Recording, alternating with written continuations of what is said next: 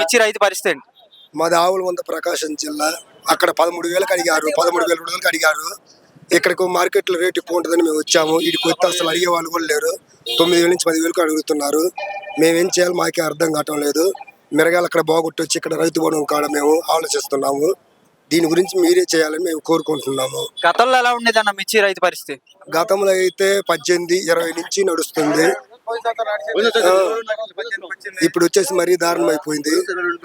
మేము కూలీలకు వచ్చేసి కేజీకి వచ్చేసి 20, 25 ఇస్తున్నాము. మామూలుగా అయితే ఇప్పుడు ప్రస్తుతానికి అయితే కూలీల ధరలు కూడా మేము కట్టలేకపోతున్నాము. మందు కొట్లు కూడా మేము ఇయలేకపోతున్నాము. దాని గురించి మేము మీరే ఆలోచిస్తున్నాం. గతం కన్నా మేమే బాగా చేస్తున్నాం అని చెప్పి అంటుంది ప్రభుత్వం. ఏం చేసిండ్రు? ఇంట్లో బియ్యం కొట్టడానికి కూడా డబ్బులు లేవు. ఇప్పుడు అది పరిస్థితి వచ్చింది.